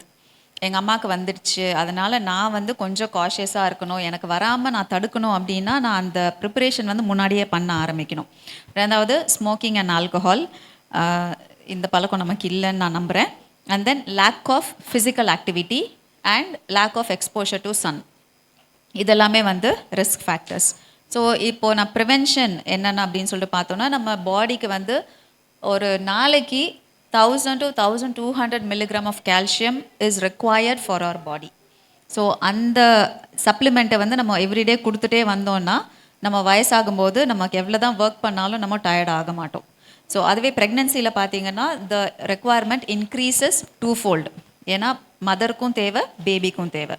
So அதனால் it comes close to 2000 to 2200 milligram வந்து during pregnancy time. And then almonds it has rich source of calcium. And then green leafy vegetables, கீரைங்கள்ல நிறைய இருக்கு, டோஃபுல நிறைய இருக்கு அப்படின்னு சொல்லிட்டு ஒரு ஆர்டிக்கல்ல நான் படித்தேன். And then sunlight, vitamin D, அப்புறம் அவாய்ட் காஃபி. இந்த இது வந்து it prevents the erosion of calcium. And இது எல்லாமே நான் எல்லாத்தையும் ஃபாலோ பண்ணுறேன். பட் இருந்தாலும் எனக்கு வந்து ஆஸ்டியோபோரோசிஸ் இருக்குது அப்படின்னு சொல்லிட்டு டாக்டர்ஸ் டயக்னோஸ் பண்ணிட்டாங்கன்னா இன்ஜெக்ஷன்ஸ் போடுவாங்க. அதாவது ஆலண்ட்ரோனேட் இன்ஜெக்ஷன் அப்படின்னு சொல்லுவாங்க, which is the last resort. ஓகேவா? ஸோ ஆஸ் விமன் நம்ம ஒரு விஷயம் என்ன ஞாபகம் வச்சுக்கணும் அப்படின்னா, நம்மளை நம்பி வந்து ஒரு 4-5 ஜீவன் இருக்காங்க. ஸோ அந்த ஜீவன்களுக்காகவாச்சும் நம்ம நல்லா இருக்கணும். ஏன்னா நம்ம ஒரு உடம்பு சரியில்லை, இல்லை ஒரு ஜுரம் வந்துடுச்சு, ஒரு காஃப் அண்ட் கோல்டு வந்துடுச்சுனாலே நம்மளை யாரும் பார்த்துக்க மாட்டாங்க, நம்மளை நம்ம தான் பார்த்துக்கணும். ஸோ அந்த ஒரு ஸ்டேஜுக்கு நம்ம போயிடக்கூடாது அப்படின்றதுனால தான் இந்த அவேர்னஸ் டாக் வந்து இப்போலேருந்தே நம்ம டெவலப் பண்ணிகிட்டு இருக்கோம். ஏன்னா இங்கே நிறைய யங்ஸ்டர்ஸ் இருக்கீங்க, இன்னும் நிறைய பார்க்க வேண்டியது இருக்குது, வயசானவங்களும் நிறைய இருக்கீங்க, நல்லா பார்த்துட்டு வந்திருக்கீங்க. ஸோ நாங்கள் சொல்கிற ஒவ்வொரு இன்ஃபர்மேஷனும் I think you would have experienced in one point of your life. And இந்த மெனோபாஸ் அண்ட் தென் இந்த ப்ளீடிங் இதெல்லாமே பார்த்தீங்கன்னா ஏசப்பாவோட காலத்துலேருந்தே இருக்குது இல்லையா? ஸோ நம்ம எல்லாரும் கொஞ்சம் பைபிள் ஓப்பன் பண்ணி கொஞ்சம் வசனம் ரீட் பண்ணலாமா? மத்தேயு 9ஆம் அதிகாரம் 20 22 வசனம். எடுத்தவங்க யாராச்சும் சத்தமாக வாசிங்க. மத்தேயு 9ஆம் அதிகாரம் 20, 21, 22. இந்த கதை வந்து நம்ம எல்லாருக்கும் தெரியும் இல்லையா? ஸோ 12 இயர்ஸாக வந்து ரொம்ப கஷ்டப்பட்டிருக்காங்க அவங்க. அப்போ நான் யோசிப்பேன், இப்போல்லாம் நமக்கு வந்து ஒரு 1 டே பீரியட்ஸ் ஜாஸ்தி ஆயிடுச்சுன்னா கூட வந்து நம்ம ரொம்ப டயர்டாக ஃபீல் பண்ணுவோம். பட் ஆனால் அந்த அம்மா பார்த்தீங்கன்னா 12 வருஷம் கண்டினியூஸாக லாஸு. அவங்கள கொஞ்சம் யோசிச்சு பாருங்களேன், அந்த காலத்தில் வந்து அந்த மாதிரி ப்ளீடிங் டைமில் யூதர்கள் மத்தியில் வந்து அவங்க கூட்டத்தின் மத்தியில் போகக்கூடாது, அவங்க ஃபேமிலி கூட மிங்கிள் ஆகக்கூடாது, எதையும் டச் பண்ணக்கூடாது, எவ்வளோ கஷ்டப்பட்டிருப்பாங்க இல்லையா? பட் அந்த கஷ்டத்தின் மத்தியிலும் அவங்க என்ன பண்ணுறாங்க, ஏசப்பாவை தேடி போகிறாங்க. இது டிசைர் ஆஃப் ஏஜஸில் வந்து அம்மையார் அழகாக எழுதியிருப்பாங்க. அவங்க ரொம்ப ட்ரை பண்ணாங்களாம் ஏசப்பாவை டச் பண்ணுறதுக்காக. ஏசப்பா வந்து மேத்யூ வீட்டிலேருந்து he was on the way to Jairus's daughter's house. ஏன்னா ஜைரஸோட மகள் வந்து இறந்து போயிட்டாங்கன்னு சொல்லிட்டு அந்த செய்தி கேள்விப்பட்டு ஜைரஸ் வந்து கூட்டிகிட்டு போவார். ஸோ ஆன் த வேல இந்த அதிசயம், அந்த அற்புதம் வந்து ஏசப்பா பண்ணுறாரு. அப்போ இந்த அம்மா வந்து ரொம்ப ட்ரை பண்ணி பக்கத்தில் போகிறாங்க. பட் ஆனால் அவங்களால டச் பண்ண முடியல, ஏன்னா க்ரௌட் ரொம்ப ஜாஸ்தியாக இருக்குது. அப்போ ஏசப்பா வந்து இந்த மகள் என்னை டச் பண்ண வராங்கன்னு சொல்லிட்டு அறிஞ்சு அவர் வந்து அந்த அம்மா இருக்கிற சைடாக போவாங்களாம் அப்படின்னு சொல்லிட்டு அம்மையார் ரொம்ப அழகாக எழுதியிருப்பாங்க. ஸோ அதே மாதிரி இந்த ஒரே ஒரு லெசன் மட்டும் நான் என்ன சொல்ல விரும்புகிறேன்னா, நம்மளோட டிசைர்ஸ் வந்து கடவுளுக்கு நல்லாவே தெரியும். ஸோ நம்ம எந்த அளவுக்கு கடவுள்கிட்ட ரொம்ப நெருங்கி ஜீவிக்கிறோமோ, நம்மளோட கேர்ஸ், நம்மளோட கஷ்டம், நம்மளோட பாடுகள், நம்மளோட சந்தோஷம் எல்லாத்தையும் நம்ம அவர்கிட்ட எடுத்துகிட்டு போகும்போது கண்டிப்பாக கடவுள் நம்ம பக்கத்தில் வருவார். அதே மாதிரி நீதிமொழிகள் 31ஆம் அதிகாரம் கடைசி வசனத்தில் என்ன சொல்லுது? அழகும் வீண், சௌந்தரியமும் வீண், கர்த்தருக்கு பயப்படுகிற ஸ்திரீயே புகழப்படுவாள். ஸோ இந்த ஒரு வசனத்தை வந்து நம்மளுக்கு என்கரேஜிங்காக நம்ம வச்சுட்டு, யார் நமக்கு என்ன சொன்னாலும் எனக்கு ஏசப்பா இருக்காரு, நம்மளுக்கு அவருக்கு பயந்து நம்ம வாழும்பொழுது கண்டிப்பாக ஹில் மேக் திங்ஸ் ரைட். இன்றைக்கி அக்கா பிரசங்கத்தில் நல்லா சொன்னாங்க, fear God and fear nothing. So நம்ம கடவுளுக்கு பயந்தோம் அப்படின்னா everything will fall in place. So I think this will be a word of encouragement for all of us. Thank you, Dr. Deborah. So osteoporosis பற்றி பார்த்தோம். நான் கேள்விப்பட்டிருக்கேன், Tamil Nadu traffic போலீஸை தவிர எல்லாருக்குமே வைட்டமின் டி டெஃபிஷியன்சியாக தான் இருக்குன்ட்டு. நம்ம எவ்வளோ தான் போய் வெயிலில் நின்னாலும் பிளட் டெஸ்ட் எடுத்து பார்த்தா வைட்டமின் டி டெஃபிஷியன்சியாக தான் இருக்குது. ஸோ அதனால் ரொம்ப வறுத்து போகாதீங்க, அதுக்கப்புறம் ரொம்ப கருப்பாயிருவோம். நீங்கள் கொஞ்சம் சப்ளிமெண்ட் சாப்பிட்டுக்குங்க. அப்புறம் வைட்டமின் டி கம்மி ஆகாமல் பார்த்துக்குங்க. நீங்கள் கேன்சருன்னெலாம் சொல்லி பயங்காட்டியிருக்கீங்க. விமனுக்குன்ட்டு சில கேன்சர் வருதுல்ல, அது ஏன் வருது, எதுக்கு வருது, வந்தால் என்ன பண்ணுன்ட்டு நீங்கள் கரெக்டாக சொல்லுங்கள் பார்க்கலாம். பயங்காட்டி விட்டாங்க. இது பயப்படுறதுக்காக சொல்லலை, இது ஒரு அவேர்னஸ்க்காக, தேவையில்லாமல் எடுக்க வேண்டாம்னு சொல்கிறதுக்காக I just want to mention it. Okay. So லேடிஸ்க்கு பார்த்தீங்கன்னா 2 வகையான கேன்சர் வந்து ரொம்ப காமனாக வருது. ஒன்று வந்து மார்பக கேன்சர், இன்னொன்று வந்து கர்ப்பப்பை கேன்சர். மார்பக கேன்சர் பார்த்தீங்கன்னா எத்தனை, அதாவது ஒரு வருஷத்துக்கு சுமாராக எத்தனை கேன்சர் டயக்னோஸ் பண்ணுறாங்கன்னு நினைக்கிறீங்க? புது கேசஸ்லாம், புது ப்ரெஸ்ட் கேன்சர் ஒரு புத்துமதிப்பாக சொல்லுங்கள். 1,00,000 கேஸ் டயக்னோஸ் பண்ணுறாங்க. சரியா? அது அந்த ஏஜ் வந்து ஆஸ் த ஏஜ், வயசு ஏற ஏற இந்த கேன்சர் வருது. ஸோ இதோட ஸ்க்ரீனிங் பண்ணுறது ரொம்ப முக்கியம். ஸ்க்ரீனிங் டெஸ்ட் எப்படி பண்ணுறது நான் உங்களுக்கு சொல்லித்தரேங்க. அந்த ஸ்க்ரீனிங் வந்து எப்படி சொல்கிறது, நீங்கள் வந்து அந்த ஸ்க்ரீனிங்கை வந்து நீங்கள் ஒரு 30 வயசுலேருந்தே, அதாவது 20லேருந்தே ஆரம்பிச்சிடலாம். அப்படி இல்லைன்னா அட்லீஸ்ட் கல்யாணம் ஆன பிறகு ஒரு 30 இயர்ஸ்லையாச்சும் ஆரம்பிக்கணும்.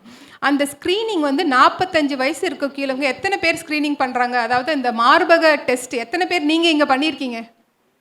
உங்கள் பிரெஸ்ட்டையே நீங்கள் செக் பண்ணுறது.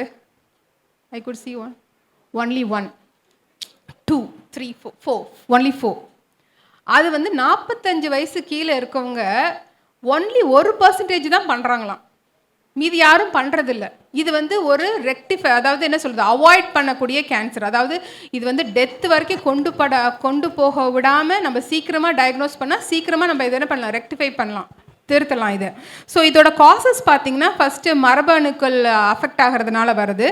அடுத்து வந்து ஹார்மோனல் சேஞ்சஸ், முன்னாடி சொன்ன மாதிரி ஈஸ்ட்ரோஜன் அதிகமாக எக்ஸ்போஜர் ஆகிறதுனால. அப்புறம் வந்து கதிர்வீச்சுகள், அடிக்கடி ஸ்கேன் எக்ஸ்ரேஸ் அடிக்கடி எடுக்கிறதுனால. அப்புறம் இதோட ரிஸ்க் ஃபேக்டர்ஸ் பார்த்தீங்கன்னா நம்ம வயசு ஆக ஆக கேன்சர் வர சான்ஸுகள், மார்பக கேன்சர் வரதுக்கு சான்சஸ் உண்டு. ஃபேமிலி ஹிஸ்ட்ரி, நம்ம ஃபேமிலியில் யாருக்காச்சும் பிரெஸ்ட் கேன்சர் இருந்துச்சுன்னா வர வாய்ப்புகள் இருக்குது. ஏர்லி மெனார்கி, நம்ம முன்னாடியே வயசுக்கு வந்துடுறாங்களோ ஒரு 11 10 வயசு, அவங்களுக்கு வாய்ப்புகள் இருக்குது. அதேமாதிரி லேட் மெனார்கி 45 55 ஒரு 60 அந்த மாதிரிலாம் மெனோபாஸ் ஆகிறவங்களுக்கு வாய்ப்புகள் இருக்குது. இதெல்லாம் வந்து ரிஸ்க் ஃபேக்டர்ஸ், வாய்ப்புகள். ஓகே. அப்புறம் வந்துட்டு வெயிட் ரொம்ப ஜாஸ்தியாக இருக்கவங்க, அப்புறம் வந்து ரொம்ப லேட்டாக குழந்தை பெற்றுக்குவங்க, ஃபஸ்ட்டு அதாவது 30 வயசுக்கு மேலே ஃபஸ்ட்டு குழந்தை பெற்றுக்கிறவங்க, அவங்களுக்கு அந்த வாய்ப்புகள் இருக்குது.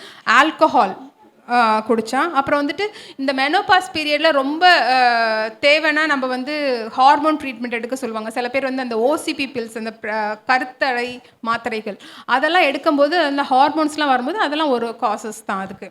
ஸோ இதுக்கு என்னென்ன பண்ணணும்னா ஃபஸ்ட்டு பிரெஸ்ட் கேன்சர் பண்ணணும், பிரெஸ்ட் கேன்சர் ஸ்க்ரீனிங். ஸோ இதில் பார்த்தீங்கன்னா நீங்கள் பாருங்கள், 20லேருந்து 30 வயசு வரைக்கும் நம்மளே வீட்டில் செக் பண்ணிக்கலாம். எப்படி செக் பண்ண நான் சொல்கிறேன். அப்புறம் வந்துட்டு அந்த 30லேருந்து 39 வயசு வரைக்கும் நம்ம ஏதாவது ஒரு டாக்டர், ஃபீமேல் டாக்டர், கைனகாலஜிக்கல் டாக்டர்கிட்ட போய் நம்ம செக் பண்ணிக்கிறது நல்லது. ஏன்னா நம்ம சப்போஸ் நம்ம வீட்டில் பண்ணலாம், நம்மளுக்கு ஏதாவது ஒரு டவுட் இருக்குது, தெரியல இந்த கட்டி என்னவா இருக்கும், ஏன்னா நிறைய கட்டி வருது. சில சமயம் வந்து பார்த்திங்கன்னா பீரியட்ஸ் அப்பயே நம்மளுக்கு பிரெஸ்ட்டில் கட்டி இருக்க மாதிரி இருக்கும். அது என்ன பண்ணும், அந்த பீரியட்ஸ் அப்போ மட்டும்தான் வலிக்கும், அதுக்கப்புறம் அது போயிடும். ஃபைப்ராய்டினோமா சொல்லுவாங்க, சும்மா மூவ் ஆகிற மாதிரி இருக்கும், அதுக்கப்புறம் அது போயிடும். ஸோ அதெல்லாம் வந்து சாதாரண கொழுப்பு கட்டி மாதிரி அதெல்லாம். அடுத்தது பார்த்திங்கன்னா 40 இயர்ஸ்க்கு மேலே மேமோகிராம் கம்பல்சரி. அது வந்து என்ன பண்ணுவாங்கன்னா பிரெஸ்ட்டை வந்து ஸ்க்ரீன் பண்ணி பார்ப்பாங்க, எதாவது கட்டிகள் இருக்கா இல்லையான்னு சொல்லிட்டு. ஸோ இந்த பேசிக்காக இந்த ஸ்க்ரீனிங் எப்படி பண்ணணும் அதை சொல்கிறேன். நீங்கள் கண்டிப்பாக வீட்டில் பண்ணுங்கள். மாதத்துக்கு ஒரு வாட்டி பண்ணணும். அது ஃபிக்ஸட் டைமிங் வச்சுக்கோங்க, எந்த டைமில் பண்ணணும்னு சொல்லிட்டு. பீரியட்ஸ் முடிஞ்சு ஒரு 7th டே இல்லை 8th டே போல் நீங்கள் பண்ணுங்கள். இது கான்ஸ்டண்ட்டாக ஒவ்வொரு மாதமும் ஃபாலோ பண்ணுங்கள். இது ஒவ்வொருத்தவங்க ஒவ்வொரு டைப்பில் பண்ணுவாங்க. ஃபஸ்ட்டு நீங்கள் என்ன பண்ணணும்னா, உங்கள் கண்ணாடி முன்னாடி நீங்கள் குளிக்க போகும்போது கண்ணாடி இல்லைன்னா நீங்கள் ட்ரெஸ்ஸிங் ரூமில் பண்ணும்போது உங்கள் ஃபஸ்ட்டு ட்ரெஸ் ரிமூவ் பண்ணிவிட்டு உங்கள் கண்ணாடி முன்னாடி நின்று பாருங்கள். Mostly one breast will be larger than the other breast. So அது நார்மல் தான். அது நீங்கள் பார்க்கும்போது அந்த பிரெஸ்ட்டில் மேலே எப்படி ஸ்கின் எப்படி இருக்குன்னு பாருங்கள். ஸ்கின் வந்து நார்மலாக இருக்கா, ஏதாவது அந்த ஆரஞ்சு பழ தோல் மாதிரி எதாவது இருக்கா, இல்லை ஏதாவது தண்ணி வருதா, இல்லை எல்லாவது ரெட்டு கலரில் இருக்கா, ஏதாவது வீங்கி போயிருக்கா, இதெல்லாம் நீங்கள் பார்க்கணும் கண்ணாடியில் ஃபஸ்ட்டு பார்க்கும்போது. அப்புறம் கையை தூக்கியும் பார்க்கணும். ஏன்னா சில சமயம் என்னென்னா பிரெஸ்ட் கேன்சர் வந்து உள்ளார ஸ்ப்ரெட் ஆகும்போது நம்மளால் ஸ்ட்ரக்சர்ஸ்லாம் மூவ் பண்ண முடியாது, அப்படியே ஃபிக்ஸ்டாக இருக்கும். ஸோ கையை தூக்கி நம்ம இதெல்லாம் இருக்கான்னு பார்க்கணும். கண்ணாடி முன்னாடி நின்று நம்ம இதெல்லாம் பார்க்கணும். அதுக்கடுத்தது பார்த்தீங்கன்னா நீங்கள் படுத்துக்கிட்டு செய்யலாம், இல்லைனா உக்காந்துக்கிட்டு செய்யலாம், இல்லைனா வந்துட்டு நீங்கள் நின்றுட்டு கூட செய்யலாம். ஸோ இது வந்து உங்களோட பிரெஸ்ட் எடுத்துக்கோங்க. ஸோ நீங்கள் என்ன பண்ணணுன்னா, உங்களோட இந்த 3 விரல், உங்களோட இந்த 3 விரல் இருக்குல்ல ஃபிங்கர்ஸ், அதோட இந்த பேட், இந்த சாஃப்டாக இருக்குல்ல, இதை வச்சு தான் இந்த டெஸ்ட்டே பண்ணணும். நீங்கள் இதை வச்சு நீங்கள் என்ன பண்ணால் சர்க்குலர் மோஷனில் பண்ணலாம். இது வந்து எப்படி பண்ணலான்னா, இங்கேருந்து நீங்கள் இந்த மாதிரி இப்படி மெதுவாக ஃபஸ்ட்டு ஒரு இன்னர் சர்க்கிள், அப்புறம் வெளியே சர்க்கிள் ஃபுல்லாகவே பண்ணலாம். இப்படியும் பண்ணலாம், இந்த சைடில் பண்ணலாம். இல்லைனா நீங்கள் வந்து மேலேருந்து கீழே அந்த மாதிரியும் பண்ணலாம். உங்களுக்கு எது வசதியாக பண்ணுங்கள். நிறைய பேருக்கு வந்து குளிக்கும் போது அந்த சோப் போடும்போது ஸ்லிப்பரியாக இருக்கும். அந்த டைமில் பண்ணால் அவங்களுக்கு சாஃப்டாக இருக்க மாதிரி இருக்கும். உங்களுக்கு எப்போ வசதியாக இருக்கோ பண்ணுங்கள். ஃபஸ்ட்டு நீங்கள் படுத்துக்கிட்டு பண்ணி பார்க்கணும். படுத்துக்கிட்டு பண்ணும்போது அந்த மசில்ஸ் நம்ம பிரெஸ்ட் மசில்ஸ் வந்து ரொம்ப சாஃப்டாக இருக்கும், கொஞ்சம் நம்மளுக்கு ஃப்ளெக்சிபிளாக இருக்கும். ஸோ என்ன பண்ணுங்கள், இந்த 3 விரல் வச்சுக்கிட்டு இங்கேருந்து ஆரம்பிக்கும் போது லைட் ப்ரெஷர் கொடுத்து இப்படி இந்த ரவுண்டாக பண்ணி பார்க்கணும். இப்படி ஃபுல்லாக ரவுண்டாக ஒரு கம்ப்ளீட் சர்க்கிள் வரணும். இப்படி நீங்கள் பண்ணும்போது உங்களோட மார்பகத்தில் ஏதாவது கட்டி இருந்துச்சுன்னா உங்களுக்கு கண்டிப்பாக தெரியும். சப்போஸ் உங்களுக்கு இப்படி ஃபுல்லாக முடிக்கும் போது இப்படி பண்ணுறீங்கன்னா இந்த இடத்துல லைட் ப்ரெஷர் கொடுத்தா போதும் நீங்கள். ஆனால் இங்கே நடுவில் வர நீங்கள் ஹார்டாக ப்ரெஷர் கொடுக்கணும். ஹார்டாக ப்ரெஷர் கொடுத்தா உங்களுக்கு வந்து அந்த ரிப்ஸு தெரிகிற மாதிரி இருக்கணும். உள்ளார அந்த ரிப் கேஜ் இருக்குல்ல, what is rib cage Tamil?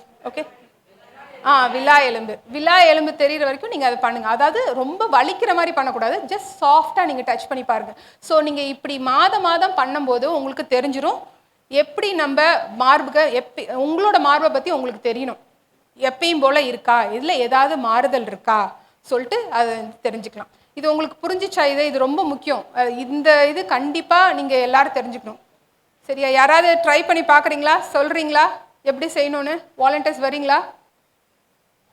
சரி, நீங்களே சொல்லுங்கள் எப்படி பண்ணணும்னு. யாராவது ஒருத்தங்க சொல்லுங்கள், இல்லை நீங்களே எல்லாருமே சொல்லுங்கள் எப்படி பண்ணணும். சர்க்கிளாக ஃபுல்லாக பண்ணணும். அதே மாதிரி ரைட் சைட் பிரெஸ்ட் பண்ணும்போது நீங்கள் வந்து லெஃப்ட் கை யூஸ் பண்ணி பண்ணுங்கள். லெஃப்ட் சைட் பிரெஸ்ட் பண்ணும்போது ரைட் சைடு கை யூஸ் பண்ணுங்கள். ஒரு கை மேலே வச்சுக்கிட்டு இந்த லெஃப்ட் சைடு வச்சு பண்ணுங்கள். அந்த கை ஆப்போசிட் டைரக்ஷன் வச்சு பண்ணுங்கள். It will relax you muscles. Okay. Or ஸ்டாண்டிங்கில் பண்ணிங்கன்னா ஜஸ்ட் கீப் லைக் திஸ். ஸ்டாண்டிங்கில் பண்ணிங்கன்னா நின்றுட்டே உட்காந்து பண்ணுங்கள். சரியா? ஸோ நெக்ஸ்ட்டு பார்த்தீங்கன்னா இந்த சர்விக்கல் கேன்சர்.